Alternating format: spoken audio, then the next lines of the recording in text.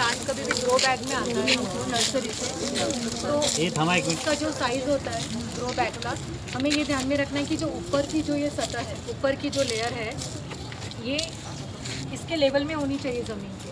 क्योंकि अगर ये ज़्यादा नीचे चली गई, क्योंकि बहुत से लोग क्या बोलते हैं गड्ढा बहुत बड़ा चाहिए, गड्ढा बड़ा चाहिए, तो उससे क्या होता है अगर हम गड्ढा बड़ा करें, ठीक है, प्लांट नीचे जाएगा तो इसकी ये जो मुलायम स्टेम है ना, ये इस मिट्टी के कांटेक्ट में आ जाएगी और हम उस पर पानी डालेंगे तो ये स्टेम सड़ने के चांसेस हैं। इसलिए नर्सरी में जैसा ये है ना, इतना ये ऊपर है ना, तो इसको ऐसे ही रखो आप, ताकि जो नीचे का पोर्शन है जो हार्डी हो गया रूट वाला, वो ही सिर्फ ज़मीन में जाए और जो इसका शूट पार्ट है ये ऊपर रहे।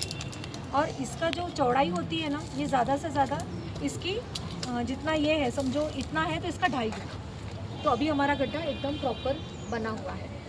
और साथ में हमको ये भी ध्यान में रखना है कि जब हम मिट्टी वगैरह डालते हैं ना, तो उसको दबाना बहुत ज़रूरी है, क्योंकि उसमें एयर स्पेसेस नहीं चाहिए जो वैक्यूम क्रिएट करते हैं। अगर उसमें 2 पार्टिकल्स के बीच में अगर हवा होगी, रूट जो होता है, रूट अभी किसके डायरेक्ट कांटेक्ट में है, मिट्टी के कांटेक्ट में ना, एकदम देखो आप ग्रो बैग में एकदम चिपक के होंगे रूट, उसके रूट टिप।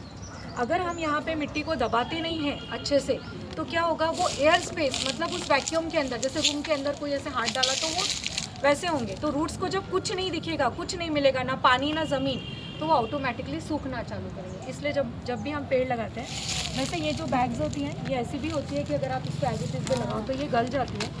अदरवाइज़ जब आप इसको फाड़ें तो इसकी रूट लेयर को थोड़ा सा संभाल के हमें करना पड़ता है ना। आप ऐसे भी छोड़ देते हैं तो वो गल जाती है ग्रो बैग।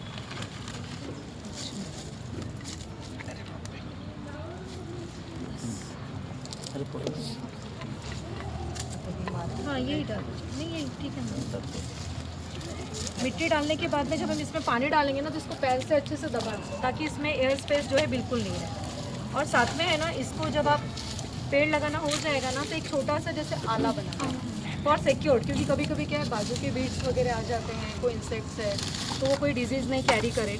और साथ में जो आपका पानी है ना, वेस्ट नहीं है, ऑलरेडी आपके पास कम समय है, कम मैनुअल है, तो आप ऐसा आला बना के रखो ना, ताकि आप पानी डालो कितना भी स्पीड में, तो पानी बाहर नहीं जाए और वो एग्जैक्ट उसको रूट को मिले।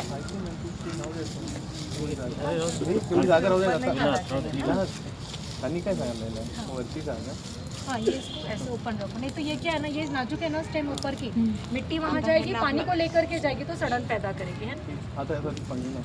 इसमें पानी डालेंगे।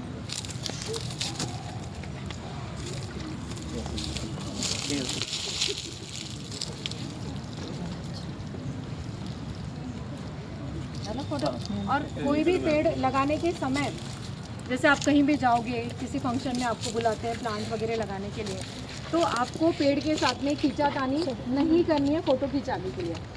ये पेड़ अभी कहाँ से आया है, नर्सरी से आया हुआ है, ठीक है, आपको सभी भी मालूम है, ये लिविंग है, इसको भी संवेदना है, फीलिंग्स है, इसको भी सब समझता है। तो जो नर्सरी वाले के पास में था, उसको आदत पड़ चुकी है, इन्वायरमेंट की आदत पड़ चुकी है। कई बार क्या होता है, हम पेड़ लगाते हैं, बहुत सही तरीके से लगाते हैं और पानी भी प्रॉपर देते हैं, फिर भी पेड़ मर जाते हैं, बिकॉज उनको भी इमोशनल शॉक लगते हैं। नई जगह पे जाने के बाद में उस इन्वायरमेंट का भी शॉक लगता है। इसलिए मैं बहुत ज़्यादा इस चीज़ के लिए ये वरीड नहीं रहना चाहिए हमें कि अरे पेड़ मर गए, क्योंकि बहुत से रीज़न्स हो सकते हैं। कभी उसमें रूट रॉट वाली डिजीज़ होती है, कभी उसके रूट्स जो है सड़ जाते हैं, या कभी वो जिस ज़मीन से आया है उसको ज़मीन सूटेबल नहीं होती, इन्वायरमेंट सूटेबल नहीं होती है, या जो नर्सरी में उसका जो पानी का टाइमिंग होता है। मतलब सेम आप सोचिए कि आप जैसे आप जो हॉस्टल के बच्चे हैं, घर में जैसा खाना खाते थे, हॉस्टल में उनको इतना अच्छा शायद वो नहीं मिल पाता है, तो थोड़ा सा लगता है एडजस्टमेंट, तो इनको भी एडजस्टमेंट करने के लिए टाइम लगता है। इसलिए हमें ये कोशिश करना है कि हम उसको थोड़ा प्रोटेक्ट करें, लेकिन ओवर प्रोटेक्टिव भी नहीं रहना है, क्योंकि ओवर वाटरिंग से भी क्या होता है, रूट्स उसके सड़ सकते हैं। ओवर वाटरिंग भी नहीं करना है हमें, और ज़्यादा समय तक इसको ऐसे नहीं रखना है कि 2-3 दिन पानी न दे। ये आप कब कर सकते हैं, जब ये पेड़ 2-3 साल का हो जाएगा। अभी फ़िलहाल कैसे इसको रूटीनल, जैसे बच्चे हैं तो आप उनको ज़्यादा प्यासा नहीं रख सकते हो, आप थोड़ा सा बेयर कर सकते हो ना, कि चलो मैं ठीक है 8 घंटे तक मैं बिना पानी के रह सकती हूँ। तो वैसे अभी ये जो प्लांट है ना, ये नर्सरी से आया हुआ है, तो आपको इसको regular watering morning and evening, क्योंकि अभी जो है ठंडी है लेकिन धूप बहुत तेज़ है, धूप उतनी कड़क है ना, तो आपको सुबह और शाम इसको कम से कम 7-8 मग्गा पानी आपको इसको देना बहुत ज़रूरी है। है ना, सभी को ये चीज़ें ध्यान में रखना है। अभी इसको फ़िलहाल कोई भी खाद नहीं देना है, क्योंकि रूट्स जो है इसके ऑलरेडी वो नई ज़मीन के साथ में स्ट्रगल कर रहे हैं, ठीक है। थोड़ा सा अभी वो बीमार जैसे हो जाते हैं, और उसी बीच में अगर हम खाद दे देते हैं तो वो ज़्यादा हीट हो जाती है, इसमें क्रिएट हो जाती है इसमें। तो इसलिए अभी थोड़े दिन के बाद में हम इसमें वर्मी कंपोस्ट या जो भी आपको डालना है, आपके कैंपस में तो इतनी सारी पत्तियाँ वगैरह है, आप चाहो तो एक 5x5 का या 6x6 का एक गड्ढा बना के आप रख दो। और आप तो जैसे आप महीने में एक बार, जैसे मैंने कहा, खाली 1.5 घंटा 1 घंटा अगर आप ये कैंपस को झाड़ते हैं और जो भी पत्तियाँ वत्तियाँ सब जमा करते हैं उस गड्ढे में आप डालते जाइए, आपको 5-6 महीने के बाद में ऑटोमेटिकली उसमें कुछ भी करने की ज़रूरत है, आप सिर्फ डालते जाइए।